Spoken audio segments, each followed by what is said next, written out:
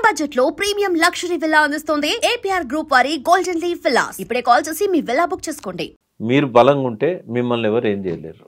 అదంతా వ్యక్తిగతంగా ఆలోచిస్తున్నారు. మీరు చెప్పినట్టుగా మొత్తం బీసీ కమ్యూనిటీకి సంబంధించి ఆలోచించాలి అంటే ఇక్కడ వెనకడుగు వేస్తున్నారు, లేకపోతే అక్కడ వాళ్ళు వ్యక్తిగతంగా చూసుకునే ప్రయత్నాల్లో ఉన్నారు, లేదు అందరి కోసం పనిచేయాలి అనేటువంటి భావన ఇంకా ఎందుకు రాలేదు? ఇప్పటికే ఇన్ని దశాబ్దాలు గడిచిపోయినప్పటికీ కూడా టికెట్లు ఇచ్చేది ఎవరమ్మా?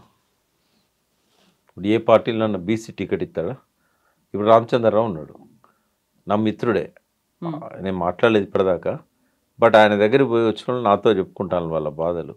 వాళ్ళు ఎంపీలుగా ఎమ్మెల్యేలుగా పోటీ చేయడానికి అర్హత ఉన్న వాళ్ళు మీడియా స్పోక్స్ పర్సన్ ఏమంటే కూడా ఆయన ఇచ్చే పరిస్థితిలో లేడు, నా చేతిలో ఏమున్నది మీరు పై వాళ్ళకి చెప్పండి అంటున్నాడు.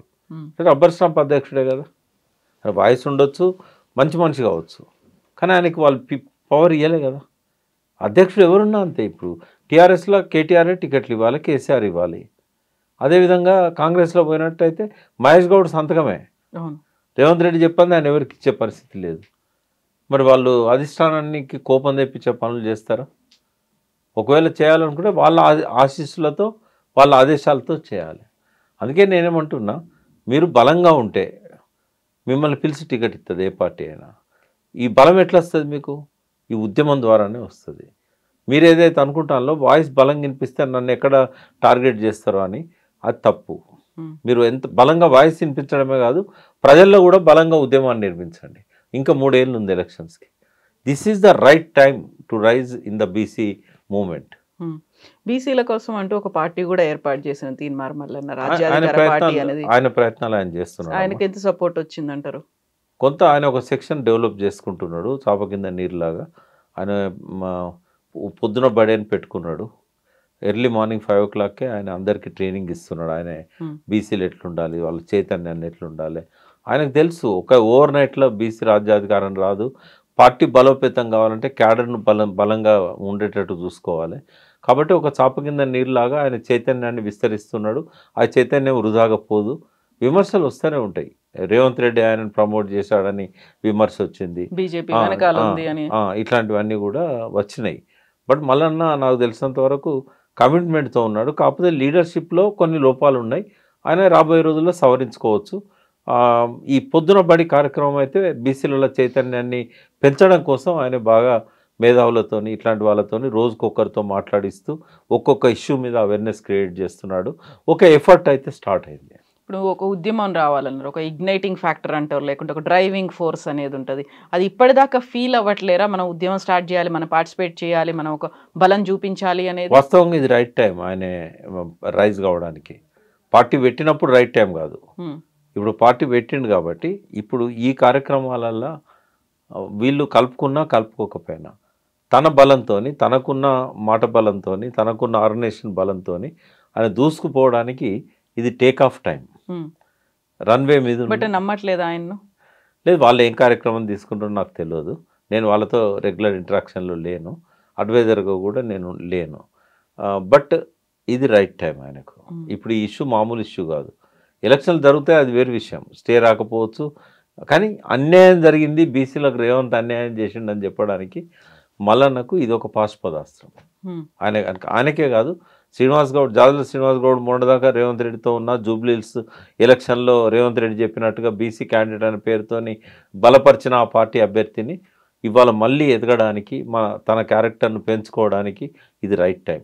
బీసీ కృష్ణ బీజేపీలో ఉన్న తను బీసీ వాదానికే ప్రాధాన్యత ఇస్తానని చెప్పుకోవడానికి ఇది రైట్ టైం. టీఆర్ఎస్ కూడా అది ఆ పార్టీ బీసీ పార్టీ కాకపోయినా బీసీలో కేసీఆర్ ముఖ్యమంత్రిగా ఉన్నప్పుడు చేసిన పథకాలు తక్కువేం లేవు. ఏ నాయకుడు ఆలోచించని పథకాలు వాళ్ళకి ఇచ్చాడు. అది మధ్యలో బ్రేక్ అయింది రేవంత్ రెడ్డి వచ్చాక. నేను బీసీ పక్షపాతినే కాబట్టి బీసీల పక్షాన నేను ఉంటా అని చెప్పుకోవడానికి అది కూడా ఆ పార్టీకి కూడా ఇది ఒక మంచి అవకాశం. బీసీని ముఖ్యమంత్రి చేస్తా అన్న బీజేపీకి కూడా ఇది మంచి అవకాశం. బీసీని అధ్యక్షునిగా పెట్టిన కాంగ్రెస్ పార్టీ మాత్రం డిఫెన్స్లో పడాల్సి వస్తుంది. ఇలా మహేష్ గౌడ్ ఎక్కడ పోయినా నిలదీస్తారు జనం, మీరు అక్కడ ఉండి కూడా మాకు న్యాయం చేయలేదు అనేది. సో ఇప్పుడు ఒక చిత్తశుద్ధి అనేది ఒక మాట ఎప్పుడు వాడుతూ ఉంటారు రాజకీయ పార్టీల్లో కావచ్చు, నాయకుల్లో కావచ్చు, బీసీ లీడర్లకి సంబంధించి ఎవరికెంత ఉంది అని చెప్పుకునేటువంటి ఒక లిట్మస్ టెస్ట్ కూడా కదా ఇది. ఇది ఎప్పుడు ఇన్ఫీరియారిటీ కాంప్లెక్స్తో ఉండొద్దమ్మా. నాయకుడికి ఎదగాలనుకున్నవాడు ఇది మంచి అవకాశం వాళ్ళకు. ఎందుకంటే మీరు బీసీల పక్షాన అన్నారా, మీ పార్టీ నాయకత్వానికి ఊడిగం చేస్తున్నారా? ఇది ఎవరికి వాళ్ళు వేసుకోవాల్సిన ప్రశ్న. ప్రజల వైపా, పార్టీ వైపా? నువ్వు ప్రజల వైపు, నీ కమ్యూనిటీ వైపు ఉండాలనుకుంటే పార్టీని ఒప్పించుకొని నువ్వు ఇక్కడ పని. ఏ పార్టీ వద్దనదు, ఏ పార్టీ నాయకత్వము మీరు బీసీ ఉద్యమాన్ని లేపొద్దని చెప్పదు. బట్ వీళ్ళకి ఇన్ఫీరియారిటీ ఉంటుంది. నేను ఇక్కడ ఫోకస్ అయితే నన్ను ఏమనుకుంటారో. ఎంతకాలం ఇది? ఏమనుకుంటారు అది అనుకుంటారు. నీకు ప్రజల్లో బలం ఉంటే పిలిచి టికెట్ ఇస్తారు. అయితే కాంగ్రెస్ పార్టీ నేను నా చిత్తశుద్ధిని నిరూపించుకున్నాను, 42% అని నేను అనౌన్స్ చేశాను, అనవసరంగా కోర్టుకు వెళ్ళిందే వీళ్ళు కదా అనే మాట. సో సాధ్యం కాదని చెప్పిన తర్వాతే కదా ఇలాంటిది అయింది అనేది బీజేపీ కావచ్చు, బీఆర్ఎస్ అనేటువంటి మాట. ప్రతిసారి అదే తూతూ మేమే అనేదే ఉంటుంది కదా అక్కడ. అంటే రేవంత్ రెడ్డి బట్టబయలయ్యాడు. స్టార్టింగ్లో అన్నాడు, నేను 42% కోసం నేను అసెంబ్లీలో ఇది చేస్తున్నా, తీర్మానము బిల్లు పెడుతున్నా, బిల్లు పార్లమెంటు పంపుతున్నా. కానీ చేసే పద్ధతిలో ఆ స్ట్రగుల్ చేయలేదు. ఎక్కడైతే ఆ టార్గెట్ చేయాలనో రాజ్యాంగ సవరణ అది మాట్లాడలేదు. 9th షెడ్యూల్ కావాలంటే పార్లమెంట్లో బిల్ పెట్టాలి. మోడీకి చెప్పకుండా ఈయన ఎన్ని చేసినా కూడా అక్కడ ఏం జరగదు. ఒక్కనాడు కూడా మోడీతో చెప్పలేదు, మోడీ దగ్గర పోలేదు, పార్లమెంట్లో ఉన్న మన ఎంపీలను తీసుకొని పోలేదు, కనీసం బీసీ నాయకులను తీసుకొని పోలేదు, కనీసం మహేష్ గౌడ్ను రాహుల్ గాంధీని ఎంటబెట్టుకొని కూడా పోలేదు. అక్కడున్న మల్లికార్జున ఖర్గే మాట్లాడలేదు, అక్కడున్న రాహుల్ గాంధీ మాట్లాడలేదు. ఎంటైర్ పార్లమెంట్ సెషన్ జరిగింది, ఒక్కనాడు కూడా అక్కడ లేపలేదు. ఈయన చిత్తశుద్ధి ఎక్కడుందమ్మా? వాళ్ళ పార్టీలో ఉన్న బీసీ నాయకత్వం ఆలోచించాలి. ఉత్సవ విగ్రహంలాగా మహేష్ గౌడ్ను పెట్టి, ఆయన నాకు మిత్రుడే కానీ పాపం ఇనేబిలిటీ ఏం చేస్తాడు, రేవంత్ రెడ్డి కాదని పోలేడే. ఇది ఖచ్చితంగా రెడ్ల రాజ్యం అని ఈ బీసీలకు జరిగిన అన్యాయంతో రేవంత్ రెడ్డి ప్రూవ్ చేసుకున్నాడు. రెడ్ల రాజ్యం అన్నప్పుడు పాలక వర్గాలకు సంబంధించే వర్తిస్తుంది.